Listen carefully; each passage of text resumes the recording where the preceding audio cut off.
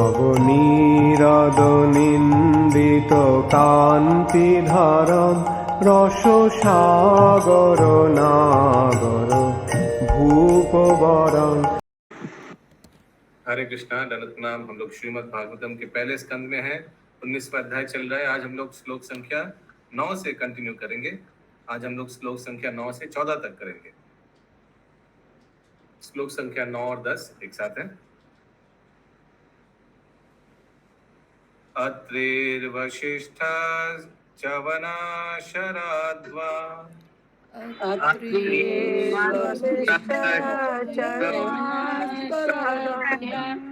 अरिष्टनेमिर् भृगुरङ्गिरश्च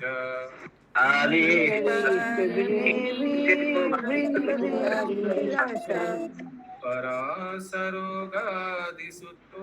अथ राम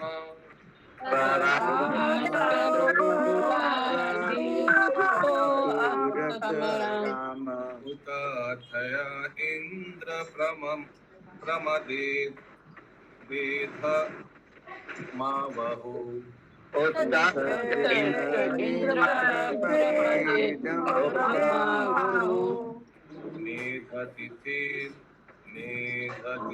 नेधतिथिर्देवलो अरिष्टिसेनो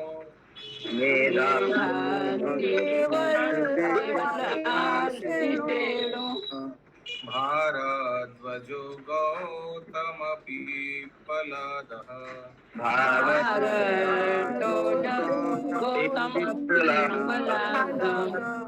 मैत्रेय औरव कवश कुंभयोनि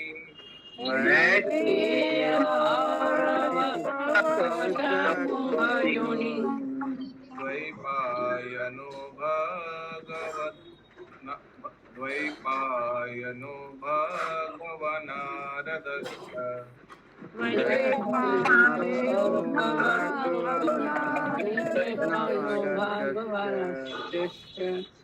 इस पंकज नेत्र वजीश प्रभु।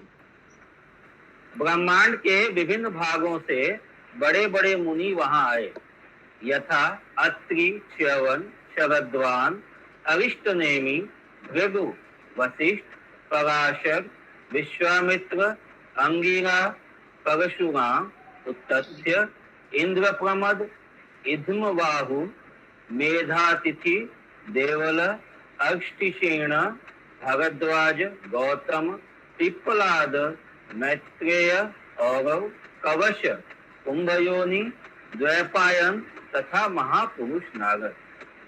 अच्छा नहीं है। हरे कृष्णा। अभी ठीक है प्रभु। बैकग्राउंड नॉइज वो बारिश का आवाज आ रहा है, थोड़ा सा डिस्टेंस रखो। हाँ बारिश का आवाज है प्रभु। संगनी श्याम प्रिया माता जी।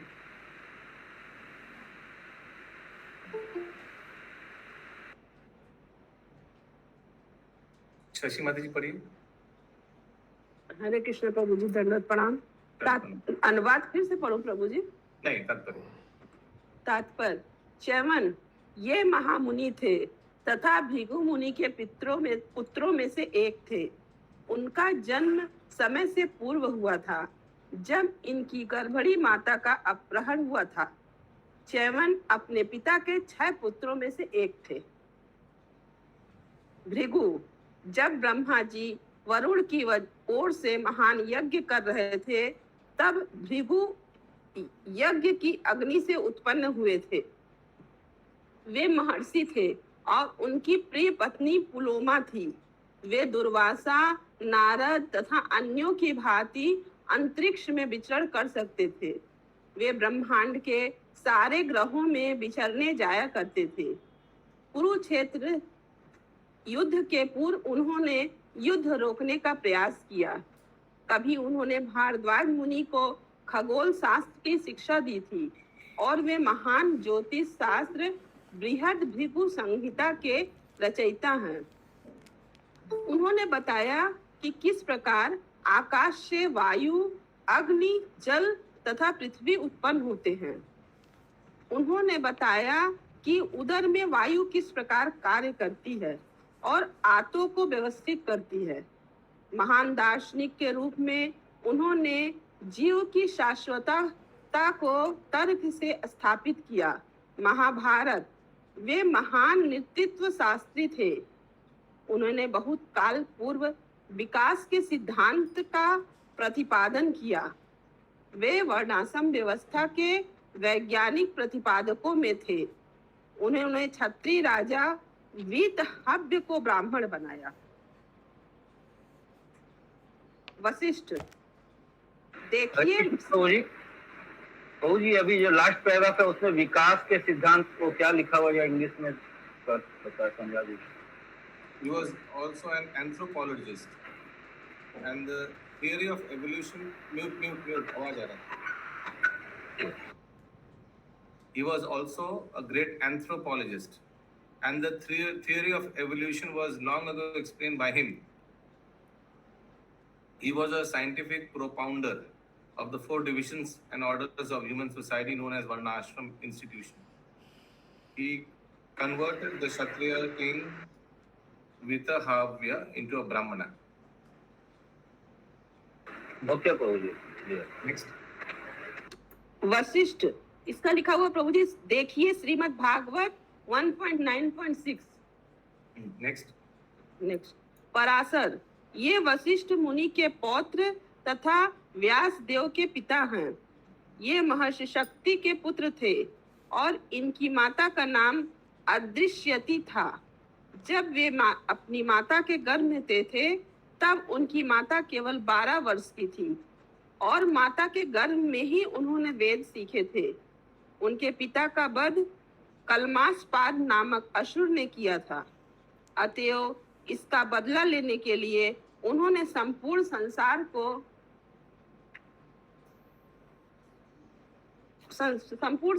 को विनष्ट करना चाहा, किंतु उनके पिता वशिष्ठ ने उन्हें रोका।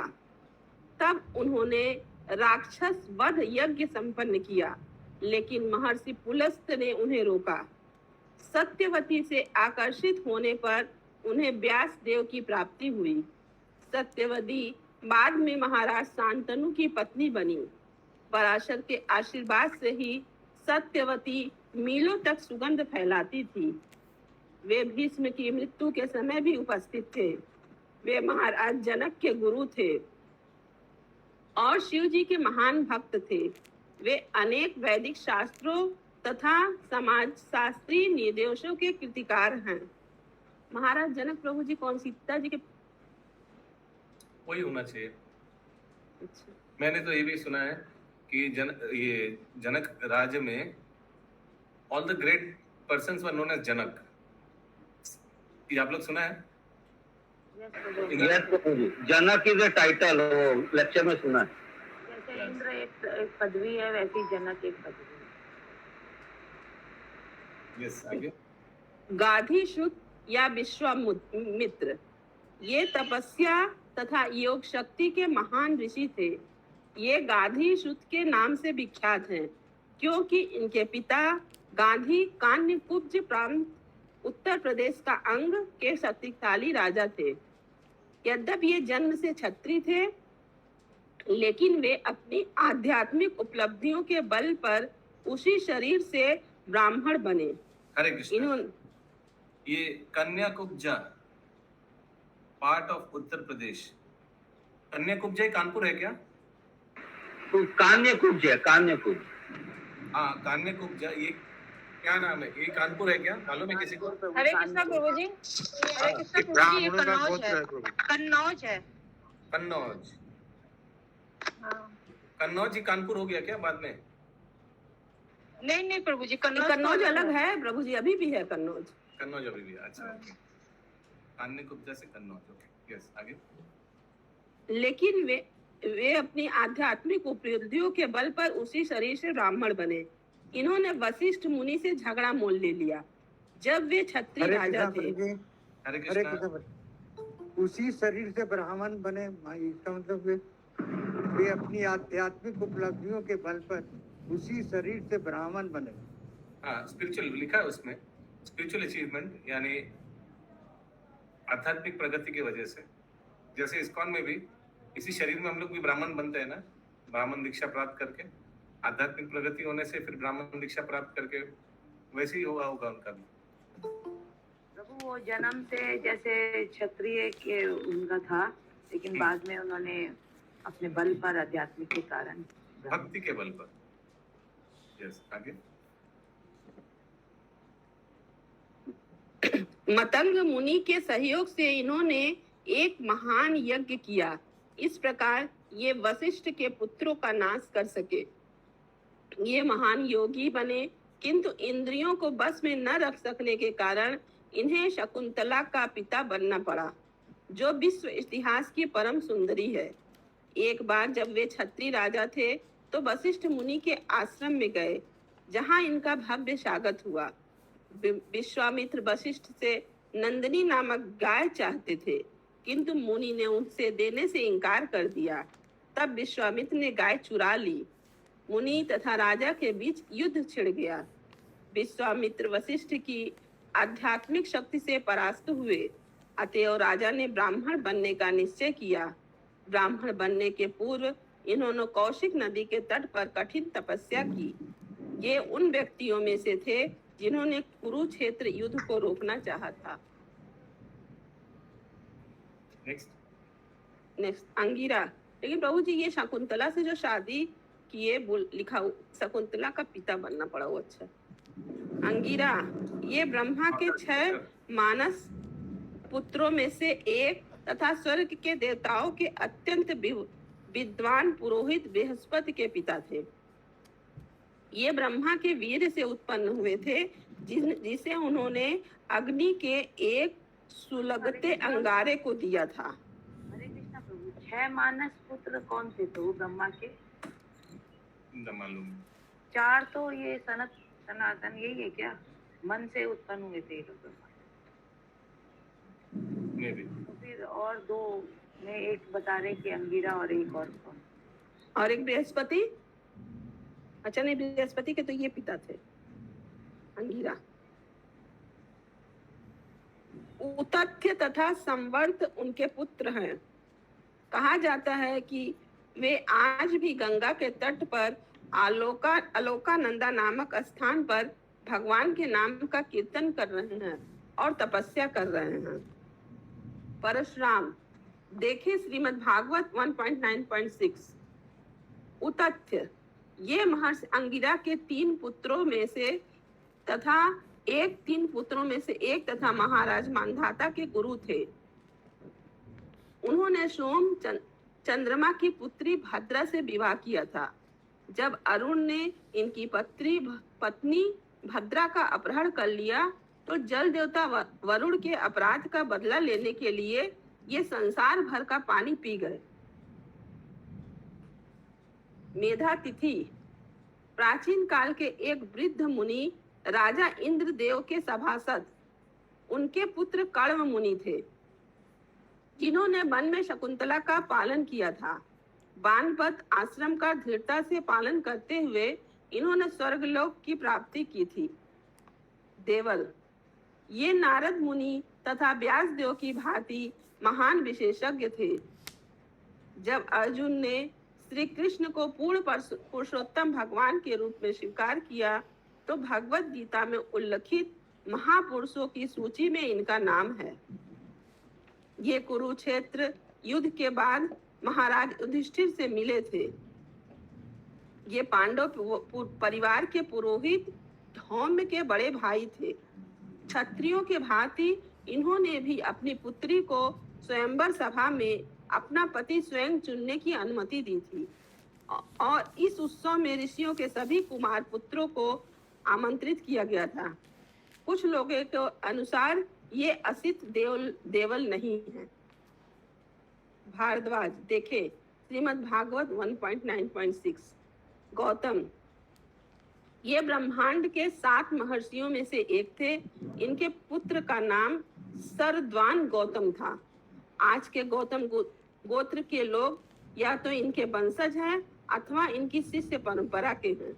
जो ब्राह्मण अपना गौतम गोत्र बताते हैं वे इनके वंशज हैं और जितने गौतम गोत्र वाले क्षत्रिय तथा वैश्य हैं वे उनकी शिष्य परंपरा के हैं।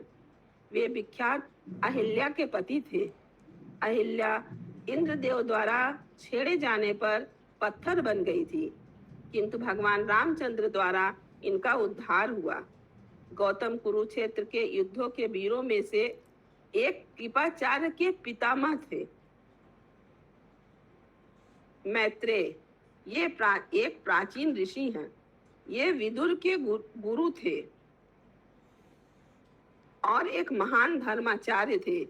इन्होंने धृतराष्ट्र को सलाह दी थी कि पांडवों से अच्छे मधुर संबंध बनाए रखे, किंतु दुर्योधन राजी नहीं हुआ, तो उन्होंने उसे शाप दे दिया। ये व्यासदेव से मिले और उनके साथ इन्होंने धार्मिक चर्चाएं की। हरे कृष्ण। हरे कृष्ण। तो ये सब मुनि उपस्थित हो गए श्रीमद् भागवतम श्रवण के लिए।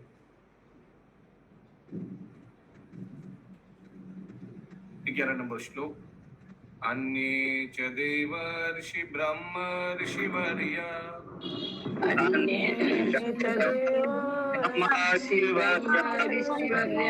राजर्षिवर्या अरुणादयश्च नानार्षया प्रवदन्ति समेतान्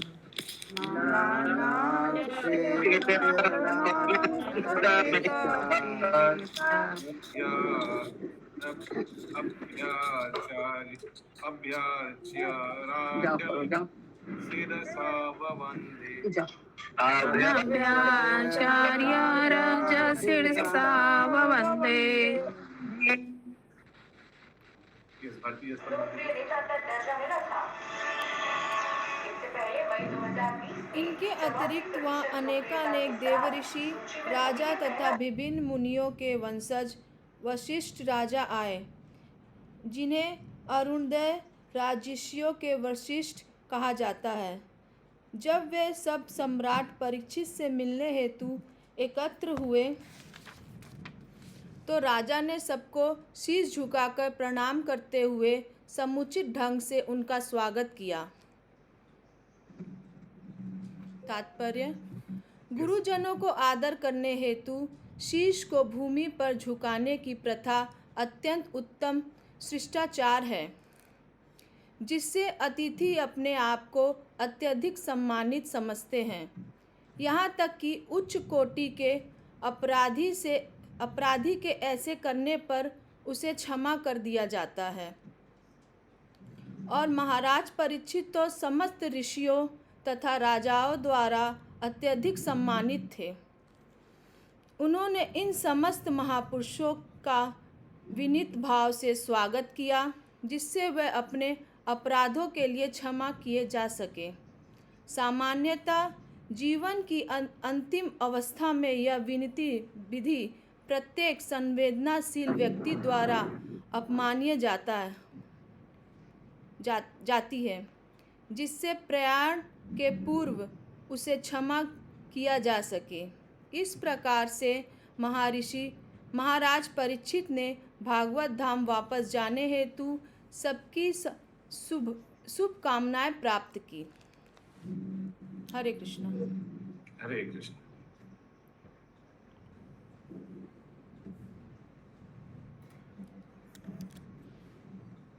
सुखोपविष्टेष्वतेषु भूया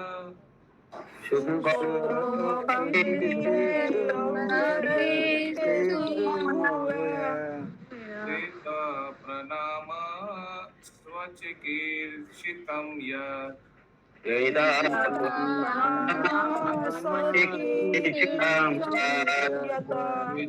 विज्ञापयमास विविक्तचेत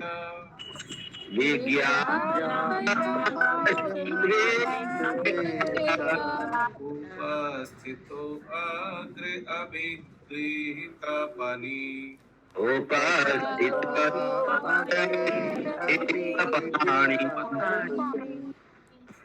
Yes, Pinky Mataji.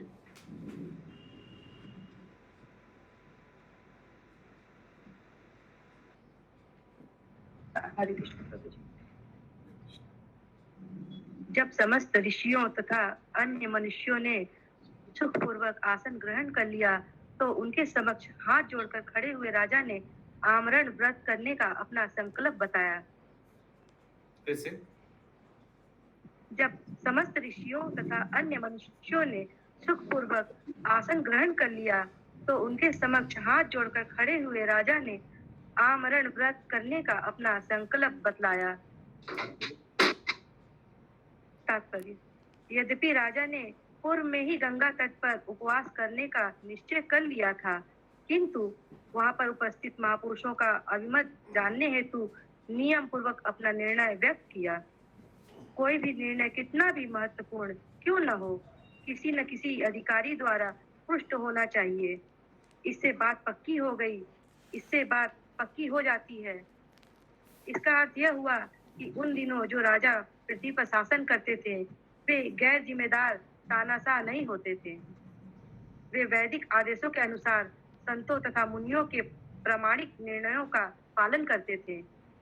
एक पूर्ण राजा के रूप में महाराज परीक्षित ने अपने जीवन के अंतिम दिनों तक आचार्यों की सलाह लेकर नियमों का पालन किया। हरे कृष्ण। किसी कोई प्रश्न है? राजोवाच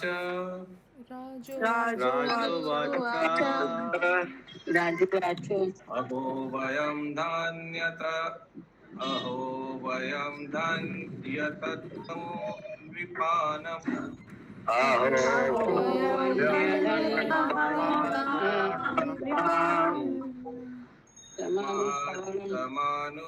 समानुग्रहणीयत नीयस्किलः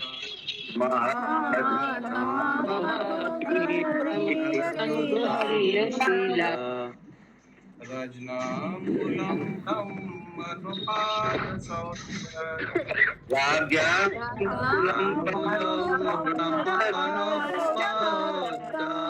दूराद् विश्रितं बतगार्यकर्म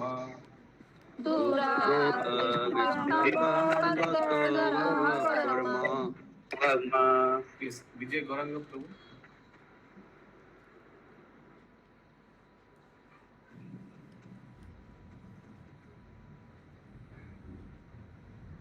प्रभु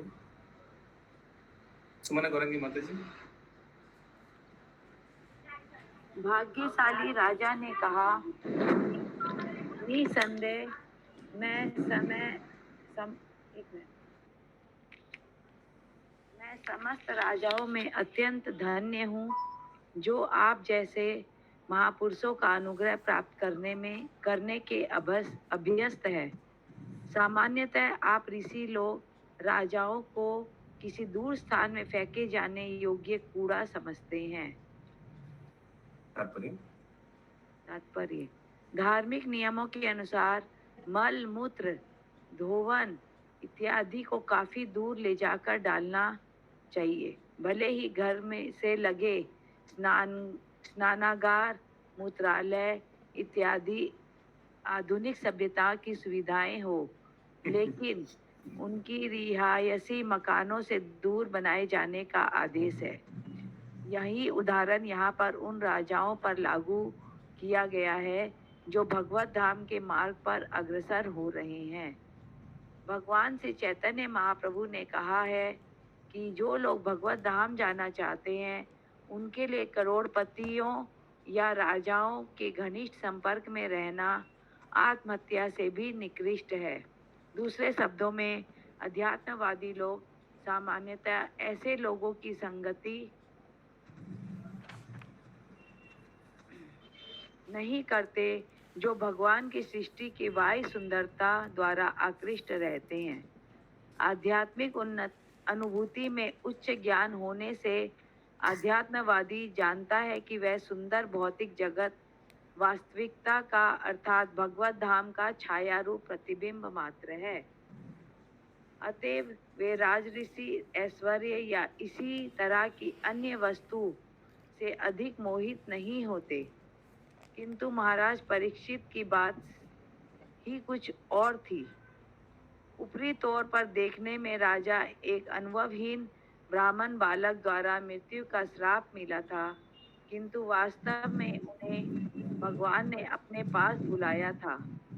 महाराज परीक्षित के अमरण व्रत का समाचार पाकर जितने अध्यात्मवादी, महर्षि तथा योगी वहां एकत्र हुए थे, वे उनका दर्शन पाने के लिए उत्सुक थे, क्योंकि वे भगवत धाम वापस जा रहे थे। महाराज परीक्षित भी इस बात को समझते थे कि वहां पर जितने ऋषि एकत्र हुए हैं, वे उनके पूर्वज पांडवों की भगवत भक्ति के कारण उन पर अत्यंत कृपालु थे।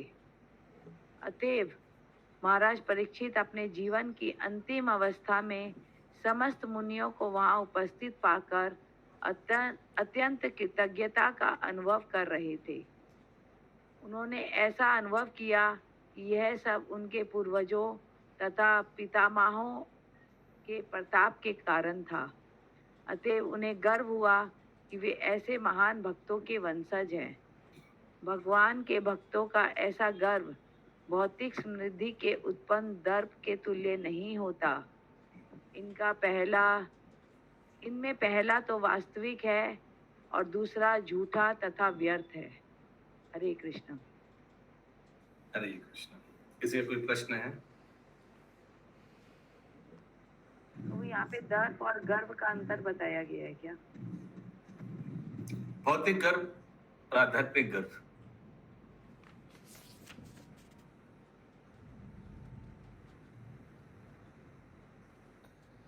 इसमें से जो लास्ट लाइन लिखा है प्रभु जी, इनमें पहला तो वास्तविक है, दूसरा झूठा तथा व्यर्थ है। किसके लिए बोला जा रहा है? कौन सा वास्तविक है? दैट पांडव के वंश। महाराज ने सोचा कि मेरे पूर्वज जो हैं वो महान वंशज हैं, इनके प्रताप के कारण मेरे को ये इनका ऋषियों का संग मिला। और फॉल्स वाला कौन सा है?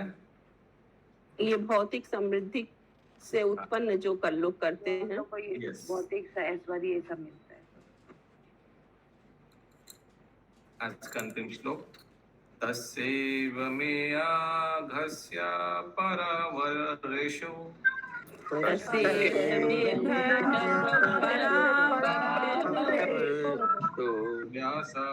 व्यासक्तचित्तस्य गृहेश अभीक्षणम्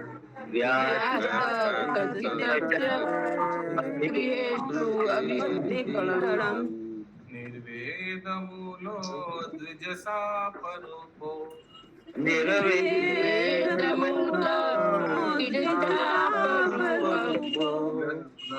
प्रशक्तो भयमाशु दत्ते।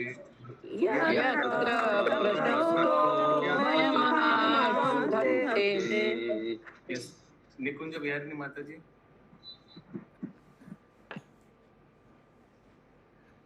विनीता माता जी, मंजू माता जी,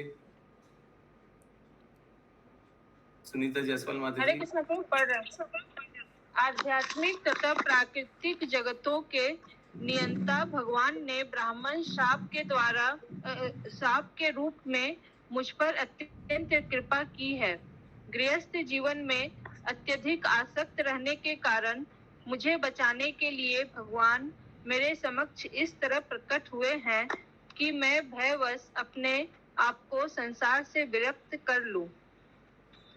तात्पर्य: महाराज परीक्षित यद्यपि महान भक्त पांडवों के परिवार में उत्पन्न हुए थे और यद्यपि उन्हें भगवान का सानिध्य प्राप्त करने के लिए दिव्य आसक्ति की शिक्षा प्राप्त थी, तो भी उन्हें संसारी गृहस्थ जीवन का आकर्षण इतना प्रबल लग रहा था कि उन्हें भगवान की योजना द्वारा विलग किया जाना पड़ा। भगवान विशिष्ट भक्त के लिए ही ऐसी प्रत्यक्ष कार्यवाही करते हैं। महाराज परीक्षित ब्रह्मांड भर से आए श्रेष्ठ आध्यात्मवादियों की उपस्थिति से इसे समझ सके। भगवान अपने भक्तों के साथ निवास करते हैं, अतएव बड़े बड़े संतों की उपस्थिति भगवान की उपस्थिति की सूचक थी। अतएव राजा ने महर्षियों की उपस्थिति को परमेश्वर के अनुग्रह का संकेत मानकर उनका स्वागत किया। हरे कृष्ण। क्योंकि उन्होंने तो बुलाया नहीं था, आ गए उन लोग, तो ये जरूर भगवत इच्छा ही होगा। अंकित प्रभु से रिक्वेस्ट, अंकित प्रभु नहीं है शायद।